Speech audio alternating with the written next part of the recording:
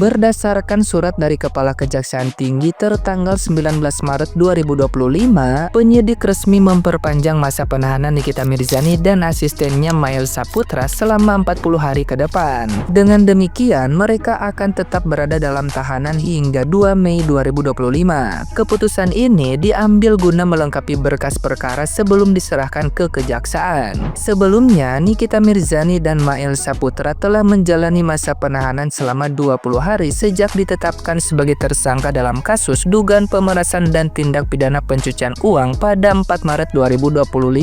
Kabid Humas Polda Metro Jaya pun telah mengkonfirmasi perpanjangan penahanan tersebut sebagai bagian dari prosedur hukum yang berlaku. Penyidik terus melakukan pendalaman dan melakukan koordinasi dengan jaksa penuntut umum untuk kelengkapan berkas perkaranya. Ya, itu update-nya rekan-rekan. Jadi mulai terhitung 40 hari sejak tanggal 24 Maret 2025 hingga 2 Mei 2025, penyidik melaksanakan perpanjangan penahanan terhadap kedua tersangka.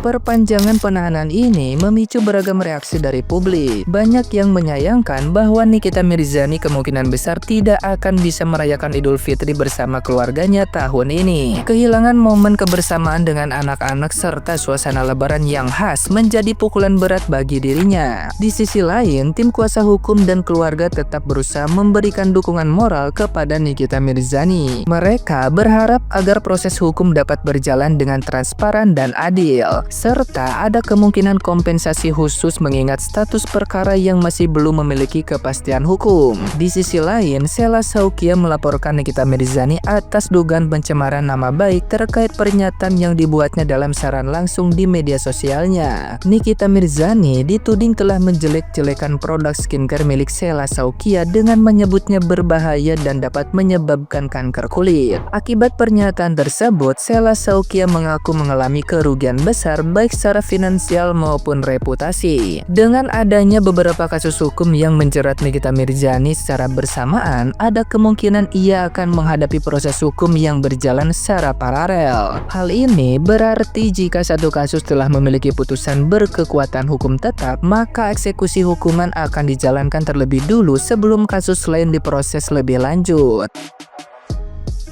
Nah, gimana nih menurut netizen yang terhormat? Silahkan berkomentar ya. Kabid Humas Polda Metro Jaya resmi mengumumkan terkait dengan masa penahanan dari Nikita Mirzani dan Ismail Marzuki resmi diperpanjang menjadi 40 hari ke depan. Perpanjangan masa tahanan dari Ismail Marzuki dan Nikita Mirzani ini terhitung sejak hari ini Senin 24 Maret 2025 sampai 2 Mei 2025. Penyidik Polda Metro Jaya bekerja keras untuk melengkapi berkas perkara dalam kasus Nikita Mirzani ini yang diduga melanggar pasal berlapis, yaitu dugaan pemerasan dan perancaman hingga dugaan tindak pidana pencucian uang atau TPP. Itu artinya berkas perkaranya pun itu tidak main-main, banyaknya bisa sampai seabrek-abrek. Makanya masa penahanannya itu sampai ditambah menjadi 40 hari ke depan lagi. Dan jika nanti penyidik Polda Metro Jaya telah selesai membuat atau merangkum berkas perkara dari kasus ini, maka selanjutnya akan dilimpahkan ke kejaksaan dan tersangka akan dipindahkan dari rutan Polda Metro Jaya menjadi tahanan kejaksaan untuk menunggu untuk disidangkan kasusnya. Hari ini Polda Metro Jaya mengumumkan bahwa penahanan Nikita Mirzani dan Mail diperpanjang 40 hari ke depan guna melakukan pendalaman dan melengkapi berkas perkara. Jadi banyak teman kita yang bertanya guys, bukankah sebelumnya pengacara pelapor dan kepolisian sudah menyatakan bahwa bukti dalam kasus ini cukup kuat? Lalu mengapa mereka sekarang disebut masih perlu pendalaman? Jadi gini guys, dalam sistem hukum pidana ada beberapa hal yang menurut saya bisa menjelaskan perubahan ini. Yang pertama adalah adanya perbedaan standar antara penyidik kepolisian dan kejaksaan. Jadi polisi bisa saja merasa bukti sudah cukup untuk menetapkan Nikita Mirzani dan Mail sebagai tersangka, tetapi ketika berkas diserahkan ke jaksa bisa jadi masih ada kekurangan yang perlu diperbaiki. Kemudian jika jaksa menilai ada yang kurang, mereka akan mengembalikan berkas P19 agar polisi melengkapinya sebelum bisa dinyatakan siap untuk sidang atau P21. Kemudian alasan kedua kemungkinan adanya dinamika dalam proses penyidikan. Kasus ini kan bisa saja berkembang guys, bisa muncul bukti baru, saksi tambahan, atau mungkin ada aspek yang perlu diperjelas dari sisi hukum. Misalnya, apakah unsur pemerasan benar-benar terpenuhi? Apakah ada faktor lain yang bisa memperkuat atau justru melemahkan kasus ini? Nah, alasan terakhir menurut saya kemungkinan ada faktor opini publik dan tekanan dari media. Dalam kasus-kasus besar seperti ini guys, seringkali ada perbedaan antara pernyataan ke media dan proses hukum yang sebenarnya. Jadi kadang ada narasi yang disampaikan lebih untuk membangun opini publik. Tetapi dalam praktiknya guys, penyidikan tetap harus mengikuti proses hukum yang berlaku. Ya, jadi walaupun sebelumnya ada klaim bahwa bukti sudah kuat, faktanya sistem peradilan pidana kita memiliki tahapan yang ketat. Jika dalam 40 hari ke depan berkas ini masih dianggap kurang, maka menurut saya kemungkinan kasus ini bisa berlanjut lebih lama atau mungkin justru berujung pada pembebasan. Jadi bagaimana menurut kalian guys? Apakah menurut kalian kasus ini memang cukup bukti atau masih banyak yang perlu diperbaiki? Yuk diskusi di kolom komentar. Oh ya guys, sejak Haniki ditetapkan menjadi tersangka kemudian mengajukan penangguhan penahanan tetapi tidak di ACC dan kemudian ditahan selama 20 hari. Setelah 20 hari ternyata pihak kepolisian malah memperpanjang penahanan untuk Haniki dan Mail.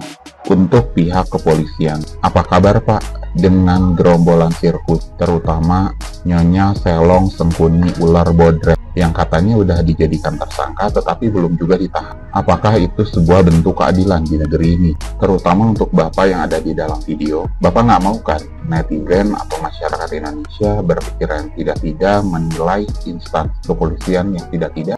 Bapak sebagai orang yang mengerti akan hukum, yang hidup di negara yang berasaskan Pancasila, tolong dong Pak, tegakkan Pancasila sila kelima, keadilan bagi seluruh rakyat Indonesia. Kalau pihak kepolisian saja bisa tegas menindak Haniki dan Mail, tindak tegas juga lawan-lawannya. Lagi-lagi jangan sampai uang yang lebih berkuasa dan bisa menyetir kalian. Tolong tegakkan keadilan sesuai kebenaran, bukan atas permintaan. Nikita Mirjani diperpanjang masa penahanannya. Kalian udah tahu belum? Di Polda Metro Jaya ini nih, Polda Metro Jaya sudah umumkan Nikita Mirjani akan diperpanjang penahanannya sampai 2 Mei 2025. Lama dong ya. Pasti tidak sesuai dengan harapan kalian ya. Kalian harapannya adalah Nikita Mirjani akan segera keluar pada hari ini. Tidak, ternyata tidak. Dan ini adalah keinginan sesuai harapan musuh-musuhnya. Ya iyalah, kalau seandainya Nikita Mirjani keluar, maka musuh-musuhnya itu akan dalam bahaya, maka akan dibeberkan segala kekurangannya, kan? Tapi kita masih ada harapan bahwasanya di persidangan nanti semoga Nikita Mirjani bisa membuktikan, kebenarannya, ya kan? Untuk lawan-lawannya juga gitu. Nah, sekelas Nikita Mirjani luluh lantah dengan lawan seseorang, ya kan? Nah, yang anehnya lagi ya, masih di dalam, udah langsung dilaporin lagi sama bos skincare yang overclaim. Itu menandakan takut banget sama Nikita Mirjani kalau seandainya Nikita Mirjani keluar. Belum keluar, udah dilaporin lagi. Sedangkan laporan Nikita Mirjani terhadap beberapa orang ini kayaknya tuh akan mandek. Kenapa? Nikita Mirjani tidak bisa bergerak, ya kan? Jadi gimana menurut kalian? Ya Nikita Mirjani kita doain, semoga dia bisa sabar, anak-anaknya bisa kuat di luar sini.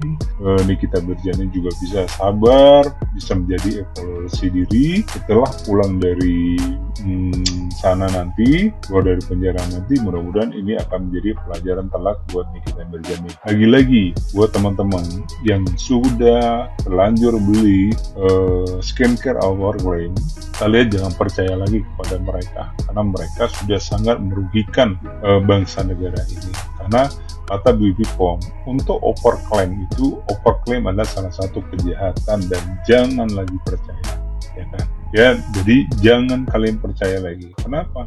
Dia berhura-hura, ya kan? Berhura-hura dengan beli sepatu, beli baju, beli apa-apa, ya kan? Ya, berhura-hura. Lagian juga, sekarang ada lagi skincare yang bisa diminum. Skincare yang bisa diminum, ya kan? Katanya buat ini.